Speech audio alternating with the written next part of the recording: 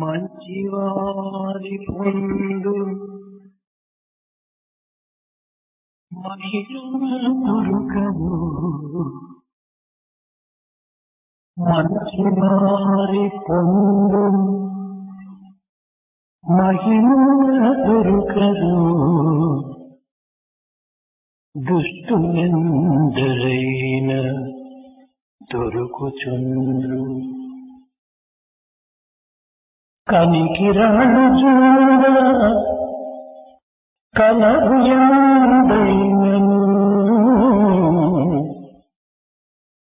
కనికిరాలు చూడ కలవు ఎందైనను. వెలను పోలు వజ్రము ఒకటి గలదే. వెలను పోలు వజ్రము ఒకటి కలదే. It is difficult to get virtuous and good people in large number, but it is easy to come across bad and wicked people in any number. This may be compared to the availability of pebbles and ordinary stones all around and anywhere. But how difficult it is to get a very valuable and expensive and costly diamond. పరుల తిట్టినంత పాపఫలం బబ్బు. పరుల దూషణ చేయ పాపఫలం Babbu. If you criticize others, you will be committing sin. విడువదెన్నటికి విశ్వమందు. This would never leave a person who has committed a sin. పరుడు పరుడు కాదు. Really speaking, others are not really others. పరమాత్ముడేయగు ఉన్న మాట తెలుపుచున్న మాట. ఉన్న మాట తెలుపుచున్న మాట. Truly speaking, so-called others are Paramatman himself. This is a fact which I have been communicating to you. ప్రేమ స్వరూపులారా, Embodiments of divine love. జీవితమునకు సంబంధించిన అనేక ప్రసిద్ధమైనటువంటి సంఘటనల యందు ఎన్నియో విచిత్రములు మనము జగత్తునందు చూస్తున్నాము.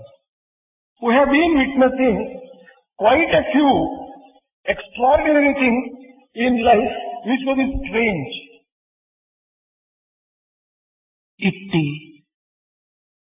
ప్రసిద్ధమైనటువంటి సంఘటనలో జీవిత కళ ప్రధానమైనటువంటి. Among various important things in life, the art of life is very important. జీవితము వేరు, జీవిత కళ వేరు కాదు. జీవితమే కళ. Life is not different from the art of living. In fact, both are the same. మానవుడు మరణించిన తర్వాత కూడాను కళ సజీవమై జగత్తునందు నిలిచియే ఉంటుంది. Even after the death of the person, the life which one has lived will be remembered and will remain. అట్టి జీవిత కళను తెలుసుకోవటం, అనుభవించటమే మానవుని ప్రధాన కర్తవ్యము. The most important and primary duty of a man is to realize this particular truth and to live a life like that. కానీ ఈ జీవిత కళ కాక అనేక విధములైన అభిమాన కళలు కూడాను ఉంటున్నవి. In addition to this true art of living and life, there are quite a few things which are something like delusions. సంగీత, సాహిత్య, శాస్త్రీయము, భరతనాట్యము, నృత్యము. Among the other arts in life, music, dance and Bharatanatyam, etc. ఇత్యాది కళల యందు చదువు కూడాను ఒక కళ. Among all these arts, education or learning is also one. ఆటలు పాటలు కూడాను అత్యంత అవసరమైన కళలు. Playing and games, these are also important arts. ఈ కళలు ఇది కేవలము అభిమాన కళలుగా రూపొందుతాయి.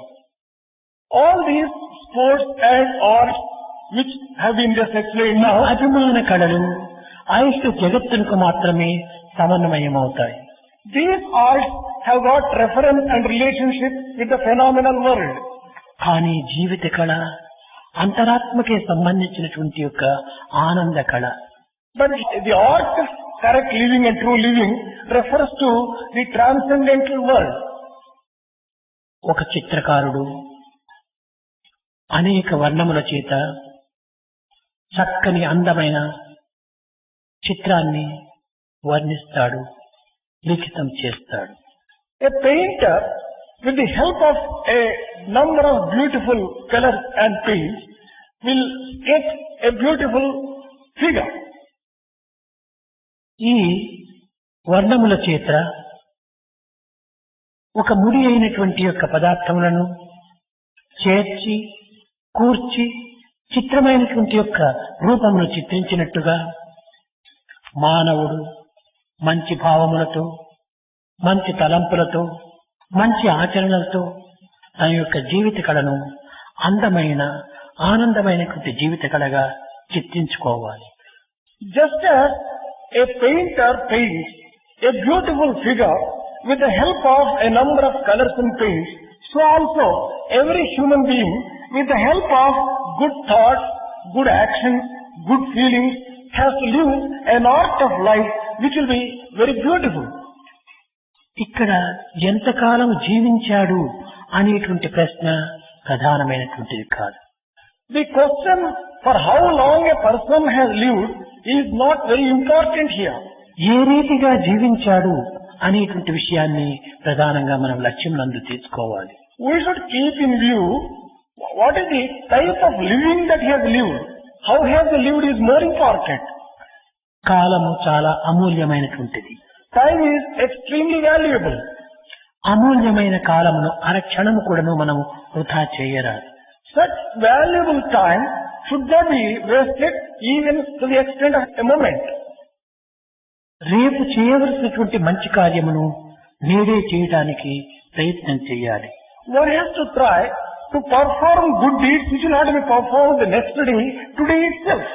కానీ ఈనాటి మానవుని యొక్క గుణ ప్రభావములు చాలా విచిత్రమైనటువంటి మార్గమును అనుసరిస్తూ ఉన్నవి. But the man of today takes a different path altogether. మంచి పని చేయడానికి కాలమును ముందుకు జరుపుతూ ఉంటాడు, ముందుకు గడుపుతూ ఉంటాడు. To perform good deeds, man tends to postpone and procrastinate. చెడ్డ పనులు చేయడానికి అటు ముందుకు ప్రవేశిస్తుంటాడు. If it is wicked things and evil deeds, he will be hasty to do it. ఒక చిన్న ఉదాహరణము, One small example. మంచి పని చెయ్యాలి, ఏదో ఒక యాత్ర పోవాలి, పవిత్రమైన కార్యం చేయాలి. ఇలాంటి వీటికంతా కూడాను మానవుడు రేపు చేస్తాం, వచ్చే సంవత్సరం యాత్ర చేస్తాము, వచ్చే నెల ఈ కార్యం చేస్తాము అని కాలమును ముందుకు గడుపుతూ ఉంటాడు. For example, if one wants to undertake a pilgrimage or give a charity or do some good thing, there will be a tendency on his part to postpone it to the next day, the next year and so on. దీని కారణం ఏమిటి? దీని యొక్క అంతరార్థం ఏమిటి? What is the reason for this and what is the inner significance? నేడు చేయవలసిన మంచి కార్యమును ముందు ఏ సంవత్సరమునకో మనం మార్చుకోవటంలో ఉండినటువంటి అంతరార్థము మనము ముందుకు జీవితంగా ఉండగలము అని జీవితం యొక్క సత్యాన్ని ఇతను గుర్తిస్తూ ఉంటాడు. The reason is he has been able to recognize that he is going to live for a few more days and for a few more years, and therefore he tends to postpone. అనగా మంచి కార్యము చేయటంలో ఒక విధమైనటువంటి యొక్క దీర్ఘాయుస్సు ఉండినట్టుగా భావిస్తుంటాడు. For doing some good things, he thinks that he'll be having a very long life. చెడ్డ కార్యము చేయుటలో ఈ విధమైన భావం ఉండదు. But the same person, while doing something bad or evil, he does not think on the same line. ఎవరినైనా కొట్టదలిచినా లేక తిట్టదలిచినా రేపు తిడదాములే మొన్నాడు కొడదాములే అనేటువంటి కాలమును వ్యాపన చేయడు. అప్పటికప్పుడే ఈ విధమైనటువంటి దుర్మార్గమైన విషయములందు తాను ప్రవేశిస్తుంటాడు. If it is criticizing someone or harming someone else, he doesn't tend to postpone it. He wants to hasten it and do it immediately and instantly. దీని యొక్క అంతరార్థం ఏమిటి? మనము ఈ చెడ్డ కార్యము చేయటంలో మన జీవితము ముందుకు ఉంటుందో ఉండదో అనేటువంటి అనుమానమే దీనికి కారణం. The inner significance and thinking of behind this is that a person thinks that he may not be living for such a long time, he should not postpone, he immediately takes up bad deeds.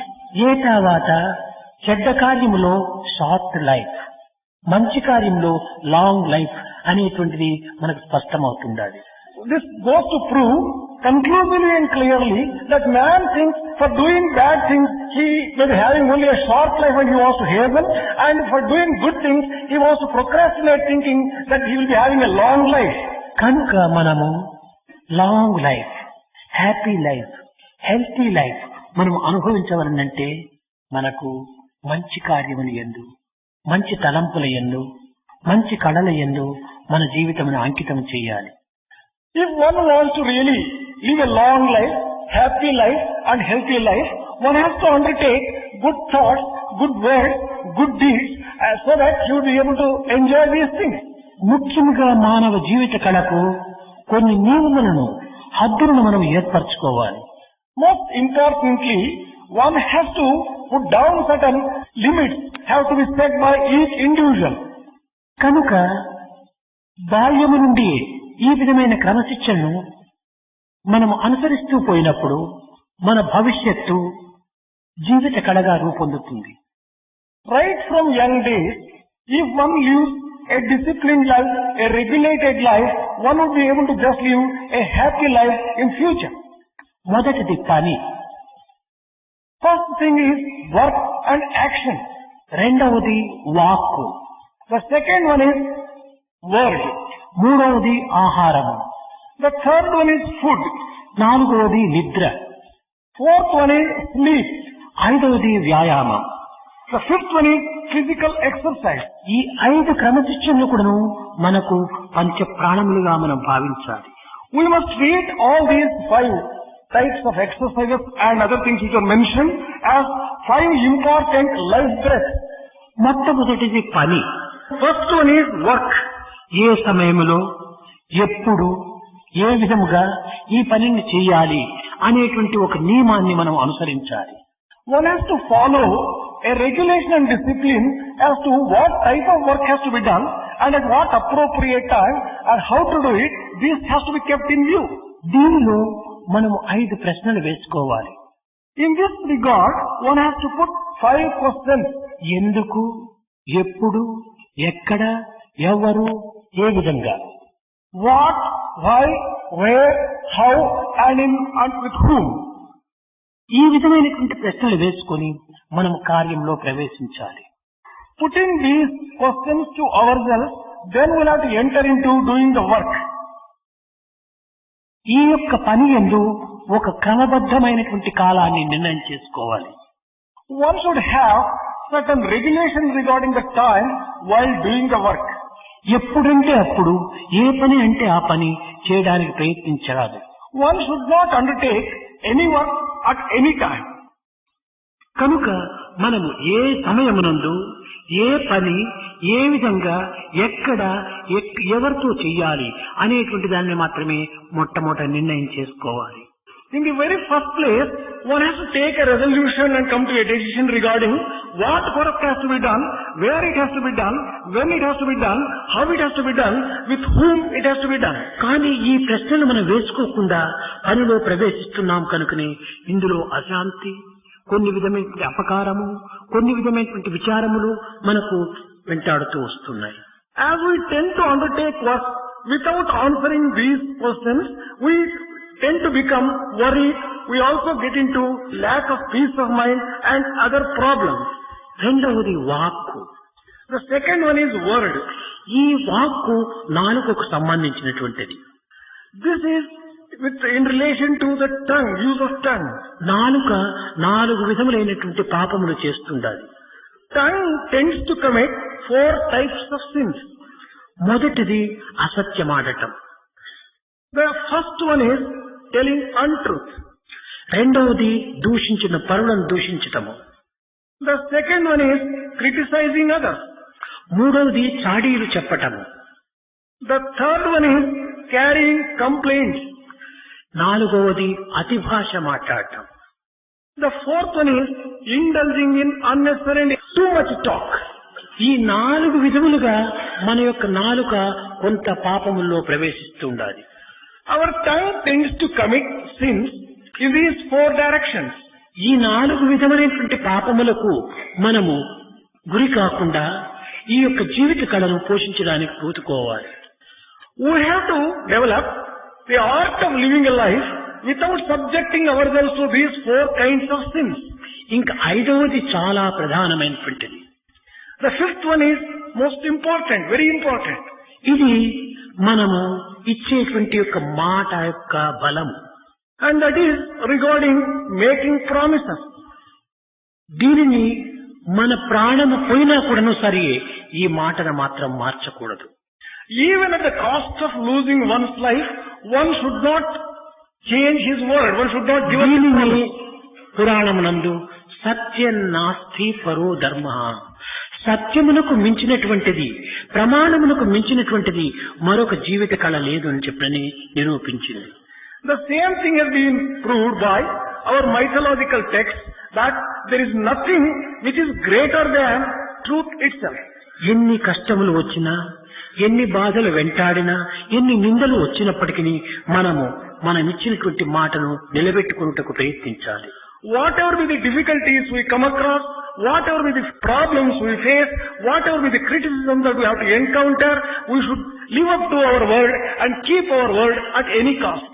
కనుకనే చక్రవర్తి అయినటువంటి హరిశ్చంద్రుడు విశ్వామిత్రునికి ఇచ్చినటువంటి మాట వలన తన ఆలుబిడ్డలను కూడా అమ్ముకొని రత్నసింహాసనం పైన కూర్చోవలసినటువంటి వ్యక్తి, హంసతూలికా పాన్పు పైన పవళించవలసినటువంటి వ్యక్తి కేవలం శ్మశానమునందు కాటి కాపరిగా నిలిచగలిగాడు.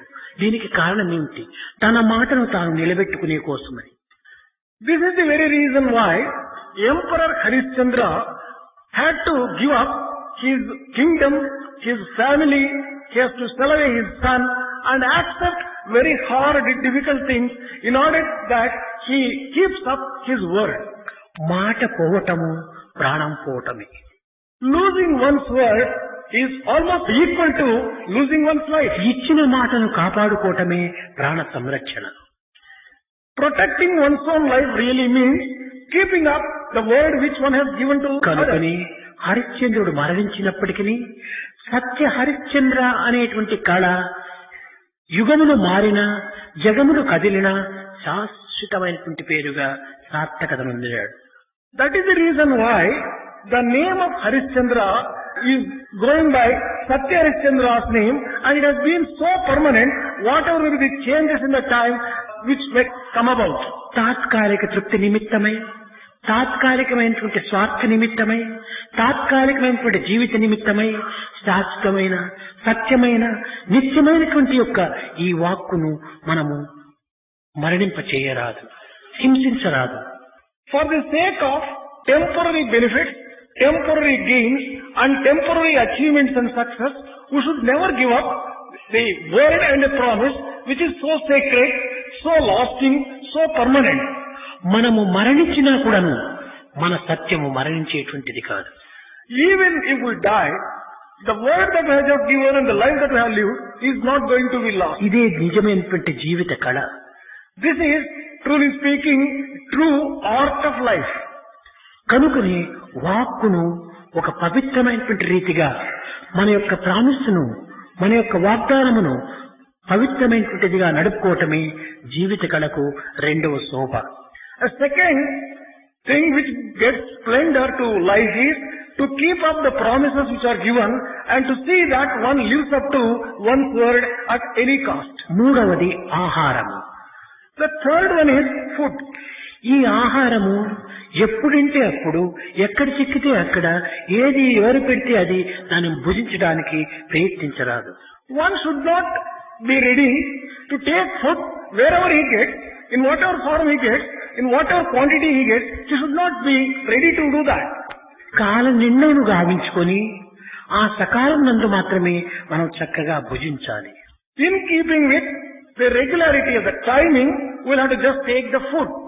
ఈ భుజించడం కూడాను హితముగాను మితముగాను ఉండాలి. The food that is taken also must be good in quality and also it should not be too much. చిక్కినదంతా మనం భుజించి అనారోగ్యములకు గురి అయిపోయి, అనాలోచనలకు గురి అయిపోయి జీవితమును వ్యర్థము గావించుకోరాదు. If we take whatever is available and whatever we come across, it is likely to lead to all sorts of wrong thinking and wrong actions and bad health, and the life itself might become a waste. అతి తిండి మతిహాని అన్నారు. Too much of food is likely to bring about, మిత తిండి అతి హాయి. and if you take regular quantities of అన్ని విధములైనటువంటి రోగములు మనం నివారణ చేసుకోవాలంటే కొంచెం ఆహారం మితముగా ఉంటుంది. డైట్ కంట్రోల్ చాలా అవసరం. if you want to overcome all the types of physical diseases, one has to observe certain regulations regarding the food. ఇది కూడాను కాలముకు తగినట్టుగానే తినాలి. 12 గంటలకు భోంచేస్తున్నాం, 12 గంటలకే నిత్యము భోంచేయాలి. ఒక దినం 11 గంటలకు, ఒక దినం 2 గంటలకు, ఈ విధంగా కాల మార్పు చేయటం వల్ల కాయములో ఉన్నటువంటి మార్పు కూడాను మనకు సంభవిస్తుంది. One has to keep up regularity in the timings of taking food. One day one taking food at 12 o'clock, another day at 11:30, and still another day at 1 o'clock. This is not correct. This will be creating problems of ill health. కనుక పరిమితమైనటువంటి యొక్క ఆహారమును సకాలములో మనము భుజించటము ఇది కూడాను జీవిత కళకు మూడవ సోపానము. The third step in the art of living a good life is taking food in the limited quantities according to regular timings is very important. ఇంకా నాలుగవది నిద్ర. The fourth one is sleep. ఈ నిద్రకు మనము ఒక కాలాన్ని నిర్ణయం చేసుకోవాలి.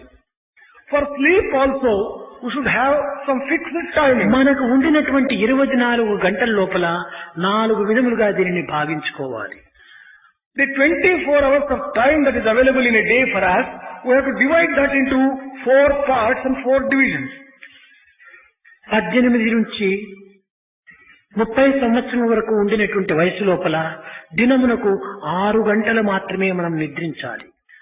People who are within the age group of 18 to 30, they will have to sleep only for a period of 6 hours. మిగిలినటువంటి 6 గంటలు సవిషయమైనటువంటి దాంట్లో అనగా స్నానం చేయటము, బాత్రూంలోకి పోవటము, నీవు కొంతవరకును భోజనం చేసుకోవటము, ఇలాంటి డ్రెస్సులు వేసుకోవటం, ఇలాంటి కొన్ని విషయంలో ఈ 6 గంటలంతా కూడాను మనం దీన్ని తీసుకోవాలి. Another 6 hours may be used for attending to the daily routine of work, like taking food and attending to our morning duties and such other items. తన ఇంటి పరిస్థితులను కూడాను గుర్తించుకోవడానికి ఈ 6 గంటల లోపలనే ఉపయోగించుకోవాలి. Out of the 6 hours, one has to find a little time for attending to the work relating to his family. ఇంకా 6 గంటలు మనం పరోపకార సంబంధమైన కార్యంలో ప్రవేశించాలి. Social work. Another 6 hours will have to be used for social work. ఈ social work అంటే ఏమిటంటే teaching చేయటము సోషల్ వర్కే. If you ask what exactly is the scope of this word social work, even teaching is social work. ఉపన్యాసములు ఇవ్వటము social వర్కే. Delivering talks and speeches also is social work. కొన్ని విధములైన మన ఇల్లును మనం శుభ్రం చేసుకోవటము, మన యొక్క పరిస్థితిని మనం సవరించుకోవటము ఇది కూడాను సోషల్ వర్కే.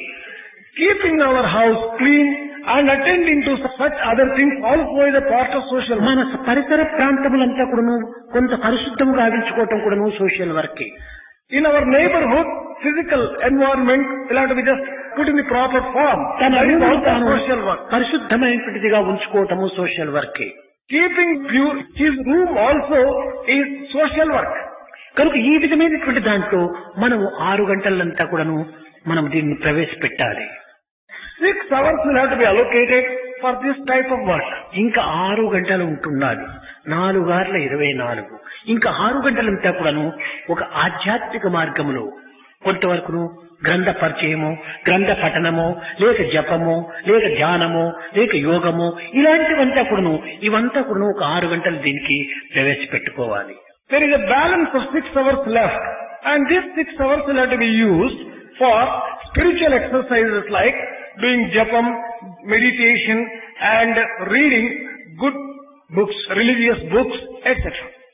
కనుక ఈ విధమైనటువంటి రీతిగా మనం కాలమును నిర్ణయం చేసుకొని సకాలము లోపలనే మనము నిద్రించాలి. Time has to be allocated like this, and by the proper time, the regular time, we have to go to bed. ఇంతే కాకుండా దీంట్లో కొంచెం గ్రంథము రాయటము, లేక పోయమ్స్ రాయటము, లేక సాహిత్యము రాయటము, ఇలాంటిది కూడా దీంట్లో చేర్చుకోవచ్చు. All these things will have to be incorporated within this particular 6 hours. Things like writing poetry and reading paints and anything like any art like painting, dance, music, etc. ఇలాంటివంతా కూడాను ఒక విధమైనటువంటి 6 గంటలలో దీన్ని ప్రవేశపెట్టుకోవాలి. 6 hours will have to be allocated for all these works together. యువకులైనటువంటి వారు ఈ యొక్క నిద్రను సరి అయినటువంటి దీంట్లో అనుభవించటం లేదు. Youth have not been able to enjoy the sleep in the proper way. కనుకనే యువకులనేటువంటి వారికి ఈనాడు కాలమును మార్పు చేసుకోవటం చేత ఈ కర్తవ్య కర్మలైనటువంటి యొక్క నిద్రాహారములు చాలా తప్పిపోతున్నాయి. As they have not been able to follow things properly, they are being disturbed and they are not having a regular routine. ఆహారము లేకపోయినా కూడాను ఉండవచ్చును, కానీ నిద్ర లేకపోతే జీవితమే చాలా ప్రమాద పరిస్థితికి తీసుకుపోతుంది. One may be able to just live a life without food, but it would be rather difficult to live a life without sleep. మానవునికి విశ్రాంతి అవసరం. Rest is essential for man. జీవితంలో చేసినటువంటి సమస్త కర్మలు కూడాను ఒక విశ్రాంతి కావాలి. All the work that is performed by a man needs rest also. ఆ విశ్రాంతియే నిద్ర. Sleep provides that rest. దీనిని వేదాంతమునందు నిద్రే సమాధి స్థితి అన్నారు. ఇది ఒక సమాధి వంటిది. In Vedantic language, sleep has been compared to a state of samadhi. ఇంకా 5వది ఇక్కడ games, వ్యాయామము. The 5th one is games and physical exercises. ఈ వ్యాయామం అనేటువంటిది పుష్టి అయినటువంటి ఒక దేహంగా మనకు అందిస్తుంది. These games and physical exercises will provide a strong and a healthy body. ఆరోగ్యం బాగా ఉండినప్పుడే మనకు ఆనందం కూడా ప్రాప్తిస్తుంది. Only when our health is quite alright, we are likely to enjoy joy and delight. ధర్మ అర్థ కామ మోక్షానాం ఆరోగ్యం మూలముత్తమం. ఈ పురుషార్థములైనటువంటి యొక్క చతుర్విధములైన పురుషార్థములు కూడాను ఆరోగ్యం అత్యవసరమన్నారు. For enjoying all these 4 types of purusharthas, health is therefore said to be a very important ఈ precondition. ఆరోగ్యం ఏ రీతిగా మనకు లభిస్తుంది? How do we get and acquire good health? సకాలములో ఆహారము తీసుకోవటము, సకాలంలో నిద్రించటము, సకాలంలో పనిచేయటము, వాక్కును అదుపులో పెట్టుకోవటము, ఈ 4 ఇంద్రియముల ద్వారా కూడాను కొంతవరకును ఈ ఆరోగ్యం లభిస్తుంది. ఈ ఆరోగ్యమైనటువంటి దేహంతో వ్యాయామంతో మనం పుష్టిని అభివృద్ధి పరచుకోవచ్చు. Observing regular timings regarding the sleep, regarding taking food and using the word properly, all these things can only provide you good health. కనుకనే దీనికి అనేక మంది ఆంగ్ల గ్రంథములు చదివినటువంటి వారికి ఒక ప్రసిద్ధమైనటువంటి వ్యక్తుల యొక్క పేర్లు మీకు తెలుసును. Those of you who have read English literature would be aware of a famous name. Gladstone అనేటువంటి వ్యక్తి సకాలములో భుజిస్తూ, సరి అయినటువంటి రీతిలో నిద్రిస్తూ, సరి అయినటువంటి ఒక విశ్రాంతిని పొందుతూ, మాటను అదుపులో ఉంచుకొని తాను ఇచ్చినటువంటి వాగ్దానములకు తగిన ప్రవర్తన చేస్తూ రావటం చేతనే అతను జీవితకాలము దీర్ఘకాలంగా కూడాను జీవించడమే కాకుండా సత్కీర్తిని కూడాను పొందాడు. Gladstone was one who has observed all these things regarding the sleep, the rest, the use of the words, and regulations and regularities have been observed. He enjoyed a very long life, a healthy life, and a happy life. ఇంతేకాదు Alfred కూడాను ఈ రకమైనటువంటి యొక్క నియమాలను అనుసరిస్తూ వచ్చాడు. Not merely that, Alfred also observed all these rules and regulations. మన భారతదేశం నందు కూడాను దాదాభాయ్ నైరోబా అనేటువంటి అతను చాలా ఈ నిబంధనలు అనుసరించి చాలా కీర్తిని పొందాడు. Even in our own country, Bharat, a person by name Dadabhai Nauroji observed all these rules and regulations of life and he ఈ enjoyed కాలాన్ని అదుపులో పెట్టుకుని అనుభవించినటువంటి వ్యక్తులు కోట్లకు colour. There are crores of people who have observed these rules and regulations and enjoyed a good life. ఆకు, పని, ఆహార, నిద్ర, వ్యాయామము ఇవి 5 కాక అభిమాన కళలు అనేక కళలుగా భావించుకొని ఈ గ్లాడ్ స్టోన్ తన లైఫ్ నంతా కూడా ఒక్క నిమిషం వృధా చేయకుండా అనుభవిస్తూ వచ్చాడు. Gladstone was one who not merely observed regarding the work, the word, the food, the sleep and the physical exercises, all the rules and regulations. He did not even waste a moment or a minute. And thus he made his life very happy. కొంతకాలం చిక్కితే దాన్ని చెట్ల నాటం లోపల దాన్ని ఆ కాలంను వినియోగించేవాడు. If he had a small amount of time, he would use it in planting and in just gardening. మొక్కల వ్యాపారంలో తాను గొప్ప ప్రసిద్ధుడు. He was a very famous person in the trade of dealing in dogs.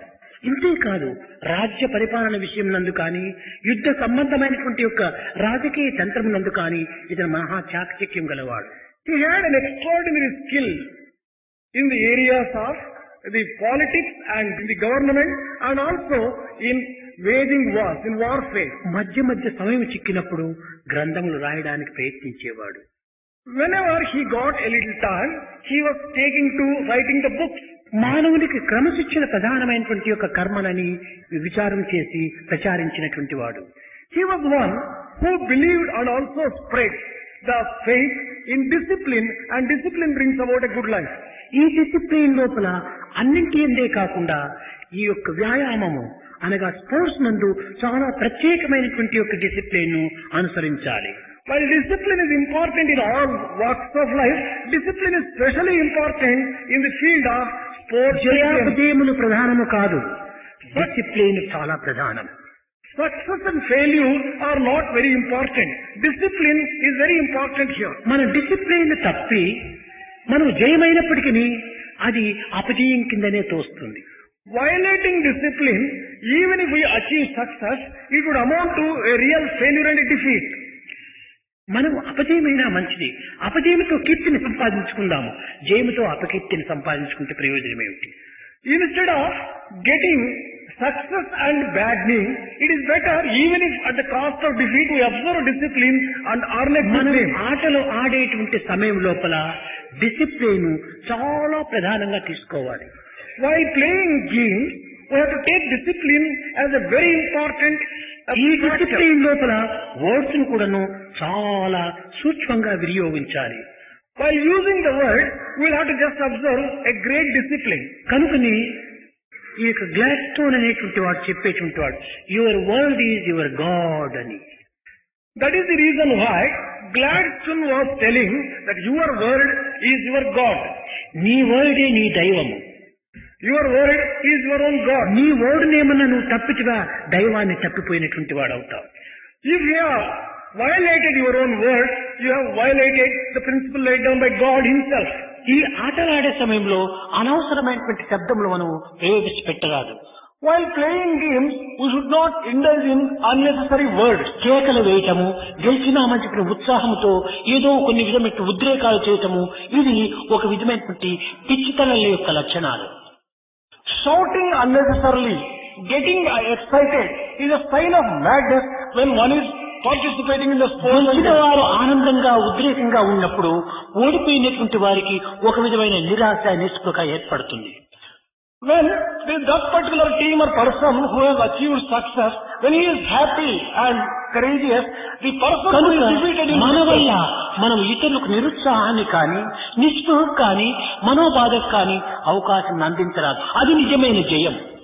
A true success is not to hurt people who are being defeated by our words, by our shouting and by our behavior.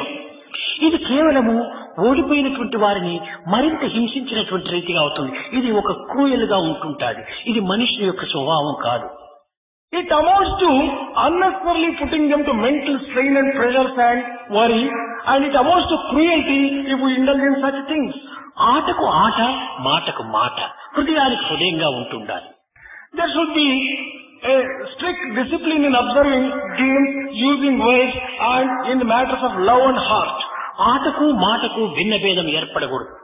There should not be any divergence between the word and the game.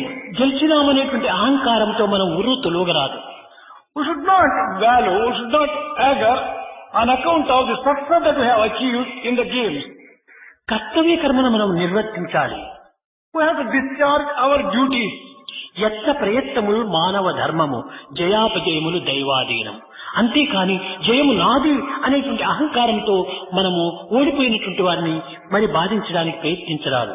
It is the duty of the man to make efforts.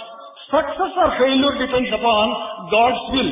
One should not take too much to hate his ఒక్కొక్క తూరి సమయాన్ని బట్టి అపజయము సంభవించవచ్చు. Depending upon certain circumstances and time, some people may have to face గొప్ప పేరు పొందినటువంటి వాడు cricket లోపల కాళిచరణ్ అని చెప్పని, గవాస్కర్ అని, ఇలాంటి వాళ్ళంతా మధ్య మధ్య ఓడిపోతుంటారు. ఇది ఏం వారి శక్తి లోపమా? కాదు. Time is everything. extremely reputed and famous people in cricket like Kalicharan and Gavaskar, they themselves will face sometimes defeat. Is it because of their own incapacity? No. It is on account of the factor of time. దీనికంతా మూల కారణం mental ఇది.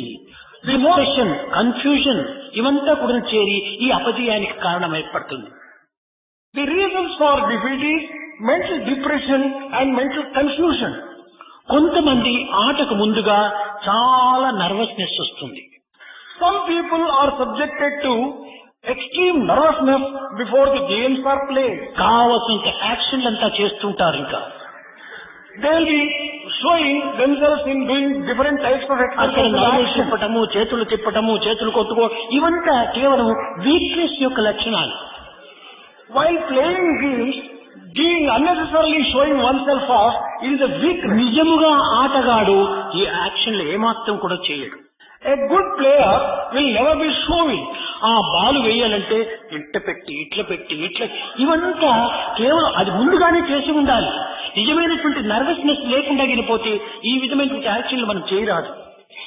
While throwing a ball, for example, there is no need for making all those exercises, etc. over ఇదంతా there. ప్రేక్షకులను ఒక విధమైనటువంటి యొక్క ఆకర్షించే నిమిత్తమై చేసేటువంటి దుశ్చర్యలు. All this may be on account of the intention to attract the audience who will be just watching it. Football ఆడుతుంటారు. ఈ బాలు వేసేవాడు ఉంటాడు. వాడి తిక్కోవటము ఇవన్నీ లేని యాక్షన్లు.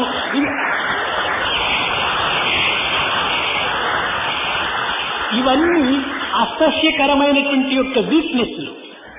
Take for example cricket.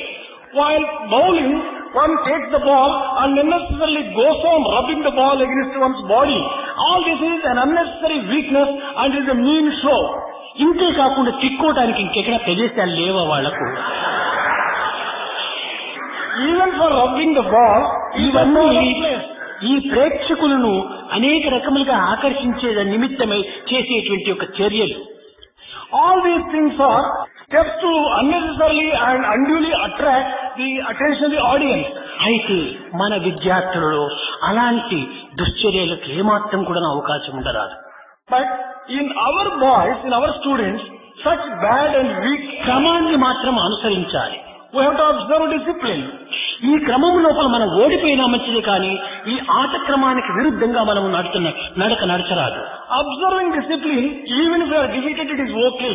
But we should not achieve success at the cost of violating discipline.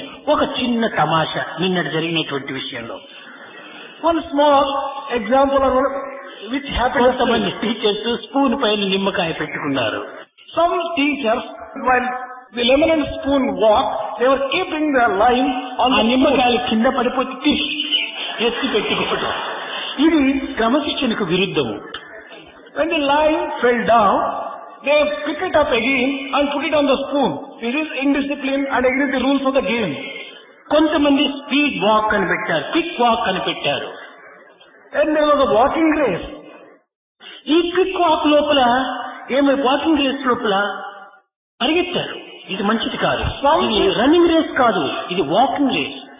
Some people in the walking race, they began running. So this is ఈ విధంగా మనము పేరుకు తగినట్టుగా ప్రవర్తన ఉండటము ఇది జీవిత కళకు చాలా శోభను అందిస్తుంది. There will be a real splendor added to the art of life if only we follow the discipline and follow according to the real meaning of నిజముగా the word. మనం ప్లే చేయటం అనేటువంటిది, గేమ్స్ ఆడటం అనేటువంటిది పేరు ప్రతిష్టల కోసం కాదు, మన ఆరోగ్యం కోసం, మన ఆనందం కోసం. The real reason why games are played is for the sake of good health and not for the sake of అయితే ఇది ఆరోగ్యం కోసమని చెప్పితే ఎవరు అంత శ్రద్ధగా చేయరు. గేమ్స్ అనేటువంటి దీనిపైన ఒక ఆకర్షణ పెట్టినప్పుడే వీరు ఈ విధమైనటువంటి వ్యాయామంలో ప్రవేశిస్తారు. But if you merely say games are for the sake of good health, people may not be well motivated. Therefore they say it is for the sake of some success and మన some prize. Institute లోపల వ్యాయామము కంపల్సరీగా ఉంటుండాలి. In our institute, physical exercise must be compulsory. చాలా మంది పిల్లలు ఇందులో పాల్గొనటం లేదు.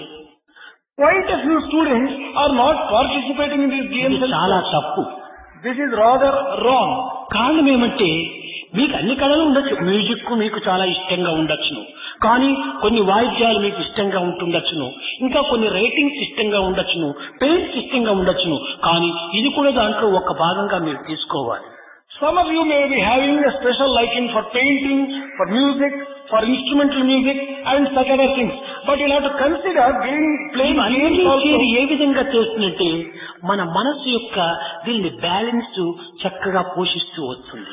When we play games and do all other things in the proper way, it will be bringing about a type of balance in our thinking and in our ఈ mind. Balance ఉండినప్పుడే జీవిత కళ అభివృద్ధి అవుతుంది.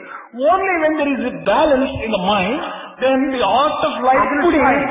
ఈ డివైన్ కూడాను ఆకర్షిస్తుంది. Then only it attracts divinity also. ఈ divine అనేటువంటిది ఆకర్షించాలనుకున్నప్పుడు మన జీవిత కళల లోపల ఏమిటి? వాక్కును, పనిని, ఆహారాన్ని, నిద్రను, వ్యాయామమును, ఈ ఐదింటి యొక్క సమన్వయాన్ని సరైనటువంటి దీంతో పవిత్రము గావించినప్పుడే ఈ యొక్క డివినిటీ ఆకర్షిస్తుంది. దీనికి ఒక చక్కని ఉపమానము. There is one small illustration for this. పూర్ణిమ అనగా ఫుల్ మూన్ డే సముద్రము చాలా ఉప్పొంగిపోతూ ఉండాలి. On full moon day, the ocean wells up. ఈ అలలు చాలా పెద్దగా అవుతుంటాయి. There will be very big waves. దీనికి కారణం ఏమిటి? What is the reason for this? సముద్రములో 80% సోడియం ఉంటుండాలి. The reason is, in ocean, 80% will be sodium. ఇంకా 45% అనేటువంటిది ఒక కాల్షియం ఉంటుండాలి. There will be calcium to a particular percentage. 40% potassium ఉంటుండాలి. 40% potassium will be there. ఈ పర్సెంటే మూన్ లోపల కూడా ఉంటుండాలి. అందువల్ల మూన్ దీనిని ఆకర్షిస్తూ ఉంటుండాలి. You find all these things in the same proportions in the moon also. ఈ Therefore there is attraction. ఓషన్కు సంబంధించినటువంటిదే మానవుని యొక్క life. Man's life is related to both the ocean and the moon. చంద్రమా మనసో జాతః చక్షో సూర్యో అజాయత ముఖ ఇంద్రశ్చ అగ్నిశ్చ. ఇది పురుష సూక్తంలో ఉండినటువంటి చంద్రమా మనసో జాతః. బహిర్ముఖమైనటువంటి చంద్రునికి అంతర్ముఖమైనటువంటి మనసుకు సన్నిహిత సంబంధం ఉంటుండాలి. In Purusha Sukta, it is said that there is a relationship between the external moon and the inner mind of a man. ఇది ఏ రీతిగా ఉంది సైంటిస్ట్ ద్వారా మనం విచారణ చేస్తే బాడీ లోపల 60% water. If you were to inquire into how this kind of relationship exists between the moon and the inner mind, in the physical body, 60% is water. ఈ 60% water ఉండటం చేత ఇందులో కూడాను సోడియం, పొటాషియం, ఇవంతా కాల్షియం కూడా ఉంటుండాలి. As there is water in the body, there is sodium, potassium and calcium in the ఈ bones లోపల కాల్షియం లేకపోతే ఏ పని చేసినా ముక్కలు ముక్కలైపోతుంది, విరిగిపోతాయి ఎముకలు. If bones do not contain calcium, they will become fragile and they get broken up very easily. కన్నుకని ఈ పూర్ణ చంద్రుడు అనగా పూర్ణిమ దినము మానవునికి ఒక విధమైనటువంటి ఉద్రేకాలు బయలుదేరుతుంటాయి. On account of the relationship that exists between the external moon and the inner mind, on full moon day, the man will be getting feelings. సామాన్యమైన మానవుని యందు ఆ ఉద్రేకం మనకు గోచరించకపోవచ్చును కానీ పిచ్చివారి యందు ఒక ఫిట్స్ వచ్చేటువంటి వారి యందు ఈ పూర్ణిమ దినము ఆ ఉద్రేకాలు బాగా కనిపిస్తుంటాయి. In an ordinary man, you may not be able to see that kind of excitement in full measure. But in a man, in a person who is insane, for example, you will find that during full moon day. కనుక మానవునికి ఈ మనస్సుకు సముద్రమునకు సన్నిహిత సంబంధం ఉంటుండాలి. That is how there is a close relationship between the man and the ocean and the moon. అనగా moon అనగా ఏమిటి? మైండే moon. Moon refers to mind. మన యొక్క సంసారమే ocean. Our samsara itself is ocean. ఈ సంసారంలో ఉండినటువంటి ఈ మనస్సుకు ఈ యొక్క మూలతత్వం అనేటువంటిది అనేక రకములుగా కూడాను కొన్ని ఉద్రేకాలను కొన్ని విధమైనటువంటి యొక్క ఆపోహనను కలిగిస్తూ ఉంటాది. For people who are living in this world of samsara, there will be a reaction on account of. కనుక దీనికి ఒక బ్యాలెన్స్ కావాలి.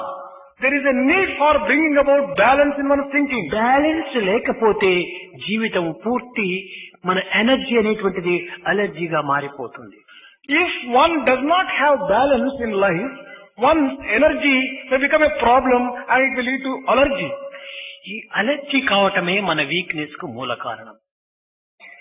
The most important reason for our weakness is ప్రతి మంచి విషయాన్ని లోతుగా విచారించి మనము నొప్పింపక తాను నవ్వక తప్పించుకొని జీవించేటువంటి ఉపాయాన్ని మనం వెతకాలి.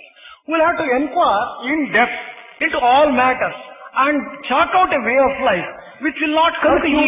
డివినిటీతో మనం చేరాలనుకున్నప్పుడు ఈ బ్యాలెన్స్ అనేటువంటి యొక్క యూనిటీ చాలా డెవలప్ చేసుకోవాలి.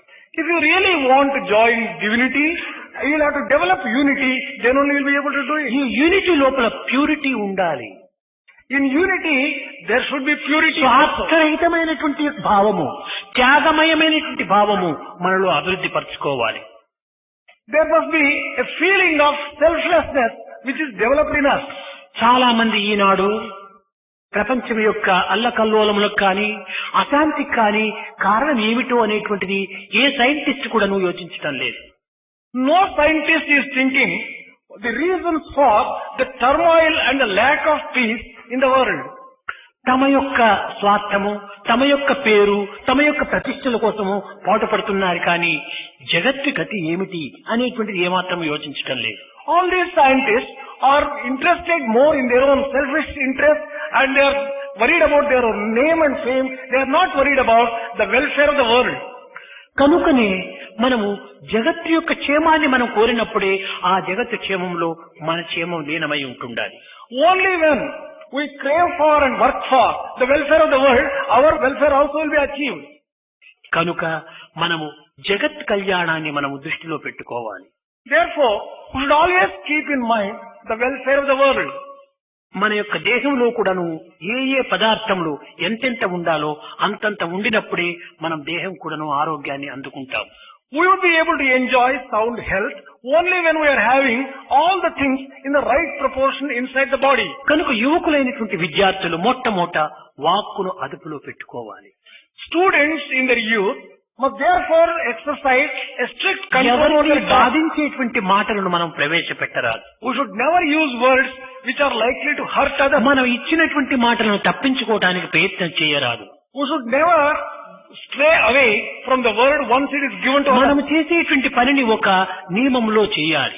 Whatever work is done, it has to be done according to some regulations. మనము తినేటువంటి తిండిని సక్రమమైనటువంటి మితమైనటువంటి హితమైనటువంటి తిండిని మనం భుజించాలి. Food that we take must be taken in the proper quantities, in purity and in at the correct time. తిండిని మనం ఏమాత్రము ఆశించరాదు. We should not aspire for food which is demonic. మాంసం మద్యపానం అనేటువంటిది రాక్షస ఆహారం. Mutton and wine are demonic in nature. కనుక సాత్వికమైనటువంటి ఆహారాన్ని విద్యార్థులు అభ్యసించాలి. Students should always take sattvic food. ఇంతే కాదు, మన నిద్రను కూడాను కాలం తప్పి కాలంలో మనం నిద్రించడానికి ప్రయత్నించరాదు. Even regarding the sleep, we'll have to observe the proper timing. ఒక సుప్రభాతానికి వస్తుంటాం. Suppose we go for Suprabhatam. సుప్రభాతం అయిన తక్షణమే కంపల్సరీగా ఉంటుండాలి హాస్టల్లో. సుప్రభాతానికి అటెండెన్స్ వేస్తారు. In the hostel, Suprabhatam is made compulsory and attendance is being ఈ taken. అటెండెన్స్ కోసం అని చెప్పని సుప్రభాతం వచ్చి పట్టు ఉంటారు పాపం. For the sake of attendance, people go to Suprabhatam and they'll be ఈ sleeping. సుప్రభాతం అయిన తక్షణమే గొరకబాతం, ఇంక పై నిద్రపోతుంటారు. తిరిగి రూముకు వెళ్లి నిద్రిస్తుంటారు. After Suprabhatam is over, they get back to their rooms It is and they bad start habit. sleeping. This is a bad habit. ఎందుకనగా ఒక్కతూరి లేచిన తర్వాత 4:30 లేచిన తర్వాత చక్కగా స్నానం చేసి నీవు ఏదైనా వ్యాయామం చేసి లేక మెడిటేషన్ చేసి ఇంకే విధమైనటువంటి గ్రంథంలో ఏమైనా చదివి చక్కగా ఉంటే అర్లీగా లేచినటువంటి వాని ఆరోగ్యము చాలా ఆనందంగా ఉంటుంటారు. One would be able to really enjoy the health for getting up early in the morning. Once a person gets up after 4:30, attends Suprabhatam and he may take అది up లేత physical వయసు exercises. నుంచి మనం practice చేయాలి. Right from young days, we'll have to practice these things. దీనికి మించినటువంటి ఆరోగ్యం మరొకటి లేదు. There is no health which is greater than this. కనుక ఈ నిద్ర వల్ల మనం ఏమైపోతుందంటే దురభ్యాసం చేత పుస్తకం చేతబడితే పుస్తకం చేతిలో ఉంటుంది, వాడు పడిపోతుంటాడు, నిద్రిస్తుంటారు. ఈ విధమైనటువంటి చదువు వల్ల వచ్చిన ఫలితం ఏమిటి? If we cultivate such wrong habits regarding sleep, this will get into one's system, and even one is studying a book, one would be tending to sleep. చాలా మంది పిల్లలకు పుస్తకం పట్టుకుంటే నిద్ర వస్తుంది, నిద్రపోతే థాట్స్ వస్తాయి. అది రాదు, ఇది లేదు, రెండు విధాలు కూడా ఉభయభ్రష్టులు అవుతున్నారు. For a large number of people, if they take the book, they tend to sleep. If they sleep, then they tend to get worried. This way they are missing both. కనుక రెండింటికి వీడు అదముడైపోతున్నాడు. Thus, people are missing both the items, both మనం sleep and also విద్యార్థులము, we are కష్టపడి students. చదవాలి, We should work hard and మంచి marks తెచ్చుకోవాలి, we get good marks. తల్లిదండ్రులకు మంచి సంతోషాన్ని ఇవ్వాలి, We should be able to give a lot of joy to మన our parents. అధ్యాపకులకంతా కూడా మన ఉత్సాహాన్ని అందించాలి, We should be able to provide a lot of encouragement to the స్వామికి teachers or teachers. తృప్తిపరచాలి. We should be able to give satisfaction to Swami. కనుక ఈ విధమైనటువంటి లక్ష్యాన్ని మనం యోచన చేసుకొని చదువులో ప్రవేశించాలి. Keeping these things in our view, we'll have to undertake studies. నీకు తృప్తి లేదు, నీ తల్లిదండ్రులకు సంతోషం లేదు, స్వామికి అంతకంటే తృప్తి లేదు. ఇలాంటి చదువులు ఎందుకోసం? If you do not have satisfaction, your parents are not happy, Swami also is not satisfied, why undertake studies which are కనుక negative? మన డిసిప్లిన్ అనేటువంటిది ఎక్కడ పోయినప్పటికీ మన షాడో మాదిరి మనకు వెంటాడాలి. That is the reason why discipline should follow us like our shadow wherever we go. Prashanti నిలయంలో ఉండినంత కాలము, మన హాస్టల్లో ఉండినంత కాలము, ఇన్స్టిట్యూట్ లో ఉండినంత కాలము మన డిసిప్లిన్ చేసుకోవటం కాదు, మన ఇంటికి వెళ్ళిన తర్వాత కూడాను మన షాడో ఏ విధంగా వచ్చిందో డిసిప్లిన్ ఆ విధంగానే మన వెంట రావాలి. Our having a disciplined life, so long as we are in Prashantalayam, in the hostel or in the institute, is not good enough. Even when we go home, we will have to live a disciplined life. ఈ Discipline should follow as a విధమైనటువంటి shadow. Discipline లేకపోతే half death. If one doesn't have this kind of discipline, it is as good as half dead. దీన్ని living death అంటారు. This may be described as living death. ఈ విధంగా ఉండే బదులు death better. Instead of living such a life, death may be preferred. కనుక ఎక్కడికి పోయినప్పటికీ మనము హృదయాన్ని పవిత్రమైన రీతిగా ఉంచుకోవాలి. So wherever we go, we have to keep our hearts sacred. తాత్కాలికమైనటువంటి సుఖం కోసం మనం ప్రయత్నించరాదు. We should never make an effort for a temporary gain and happiness. అందుకోసమనే శంకరాచార్య చెప్పాడు, మా కురు ధన జన యౌవన గర్వం హరతి నిమిష కాల సర్వం. మా కురు ధన జన యౌవన గర్వం హరతి నిమిష కాల సర్వం. మాయామయమిదం అఖిలం హిత్వా బ్రహ్మపదం త్వం హరిసత్విదితో భజ గోవిందం భజ గోవిందం గోవిందం భజ మూఢమతే భజ గోవిందం భజ గోవిందం. మనము దైవత్వాన్ని చింతించే సమయంలో హరతి నిమిష, ఒక్కొక్క నిమిషంలో గడిచిపోతుంటుండదు కాలం అంతా కూడా. నెక్స్ట్ మినిట్ ఏమిటో మనకు తెలియదు. ఆ నిమిషము లోపలనే మనము ఆ దైవత్వాన్ని ఆనంద పెట్టడానికి ప్రయత్నించాలి. ఇది నిజమైనటువంటి సాధనగా లక్ష్యంగా మీరు ఉంచుకొని మీరు ఈ 5ంటిని కూడాను 5 ప్రాణములుగా భావించుకొని మీరు నేటి నుండి మీ జీవిత యొక్క కళను పెంచుకోవాలని ఆశిస్తూ ఆశీర్వదిస్తూ నా దీర్ఘ ప్రసంగాన్ని విరమిస్తున్నాను.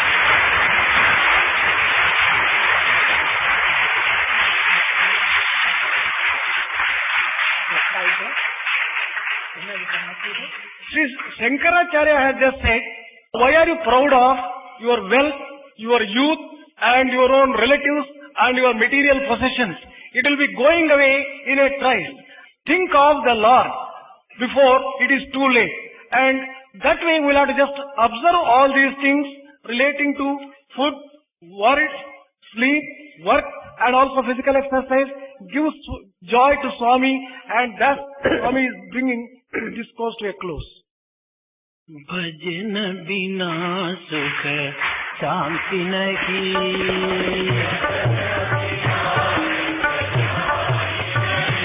हरि भजन बिना सुख शांति नहीं,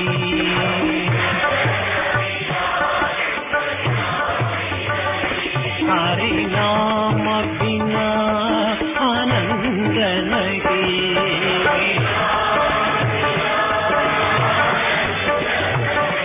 हरि नाम बिना आनंद नहीं,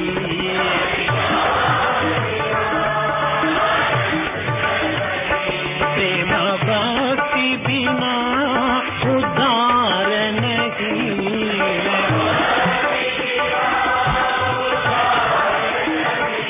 गुरु सेवा बिना निर्वाण नहीं,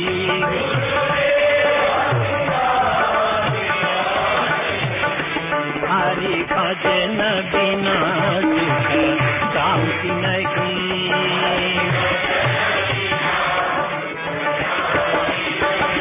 जप जान बिना दम योग नहीं,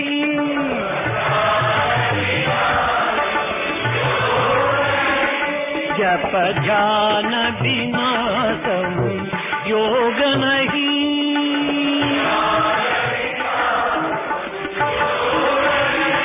प्रभु दर्श बिना प्रज्ञान नहीं, दय धर्म बिना सत्कर्म नहीं,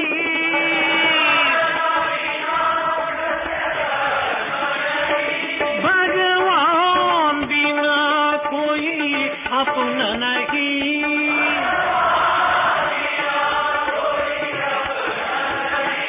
भगवान बिना कोई अपना नहीं,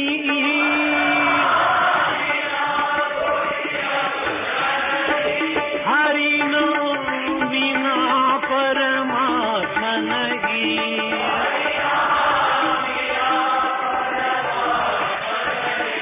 हरि नाम बिना परमात्मा नहीं,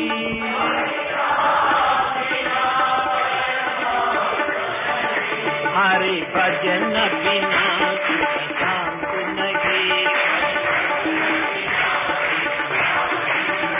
हरि भजन बिना सुख शांति नहीं,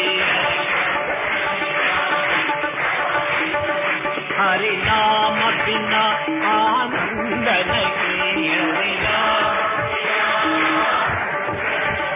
हरि नाम बिना आनंद नहीं, हरि भजन बिना सुख शांति नहीं, हरि भजन बिना सुख शांति नहीं।